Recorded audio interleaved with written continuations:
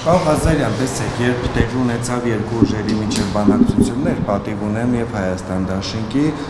ըստ էության հայտարարվեց, որ Հայաստան դաշինքը չի միանում իմպիչմենտի գործընթացին, որին ի պատասխան խմբակցության պատգամավորները հերթով սկսեցին հրապարակել մի թուղթ, որի վրա առկա է իրենց պատգամավորների ստորագրությունները։ Սա նշանակում է միացել են, թե չեն միացել։ Չէ, դա միանալու հետ բացարձակապես կապ չունի։ Եթե Հայաստան խմբակցությունից պատգամավորներ կային, որոնք միանում էին Պատիվ ունեմի նախաձեռնությանը, ապա նրանց ստորագրությունները տրամաբանորեն պետք է սկսեին 7-րդ տողից, որովհետև 6 տողը արդեն լրացված է,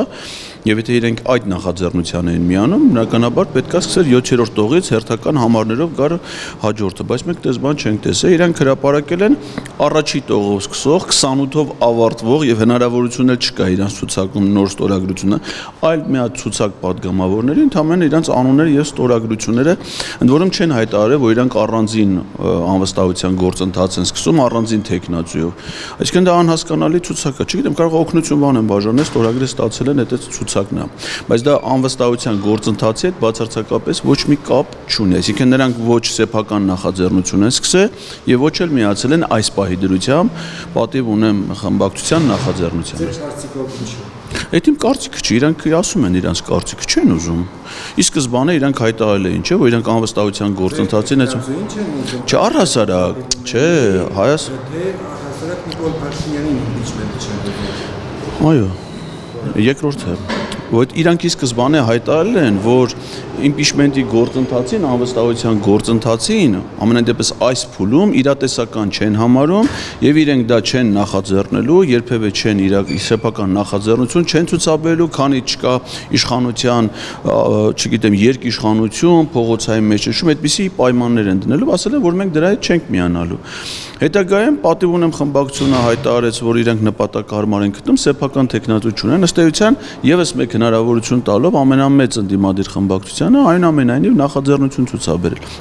Նույնիսկ լրագրողական հարցումներ եղավ Հայկ Մամիջյանին, որ եթե Հայաստան խմբակցությունը առաջադրի Ռոբերտ Քոչարյանին կամ այլ տեխնատու, Մամիջյանը պատասխանեց, որ իրանք անվերապահորեն այդ տեխնատությանը կաջակցեն եւ կմիանան։ Հետո ժամանակ անցավ, որևէ նման նախաձեռնություն չեղավ, Պատիվ ունեմ խմբակցությունը արձագանքելով ՀՀԿ գործադիր մարմնի որոշմանը նախաձեռնություն ցուցաբերեց, առաջադեմ սկսեց ֆորմալ գործընթաց։ Հետո պարզվեց, որ դրան էլ չեն միանում։ Ես չեմ զգում նրա տրամաբանություն, թե ինչի չեն առաջադրում, որովհետև Ռոբերտ Քոչարյանը 2021 թվականին գլխավորել է Հայաստան դաշինքի համամասնական ցուցակը, այսինքն վարչապետի տեխնատու է եղել ըստ ընտրական օրենսգրքի։ Եթե հիմա Հայաստան խմբակցությունը չի առաջադրում Ռոբերտ Քոչարյանին, կարող է վստահությունն ապակասել նրա նկատմամբ խմբակցության պատգամավորների, չգիտեմ։ Պարոն Ղազարյան, այս ամբողջ գործողություններով հանդերձ է իրավիճակով պայմանավորված այս գործընթացից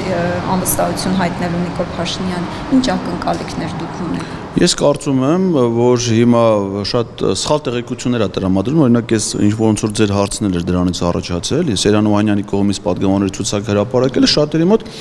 թյուրիմացություն էր, անկեղծ ասած ես էլ առաջի պահին ոգևորվեցի, բան, ասում եմ դե ուրեմն միացել է, հետո պարզվեց որ չէ, այսինքն մարդկանց մոտ դեռևս կային կարծիքը, որ իրանք միացել են, էլ ինչ եք ուզում, մարդիկ իրանց ստորագրությունները տվեցին, բայց հետո պարզվում է որ չէ։ Հիմա բոլոր այն մարդիկ, ովքեր որ այնուամենայնիվ կողմ են Նիկոլ Փաշինյանի իմպիչմենտի անվստահության գաղափարի, ես կարծում եմ, որ նրանք ի վերջո պետք է միավորվեն եւ ոնց որ մենք ակնկալում ենք, որ այդ հանրային ճնշման պետք է քաղաքացիական պայմանագիր խմբակցության պատգամավորներին ազատ ագրենք ինչ-որ կապանքներից եւ իրենք դրամաբանված որոշում կայացնեն, նույնը պետք է վերաբերվի նաեւ այլ պատգամավորների, այդ թվում Հայաստան խմբակցության։ Իսկ ի վերջո մենք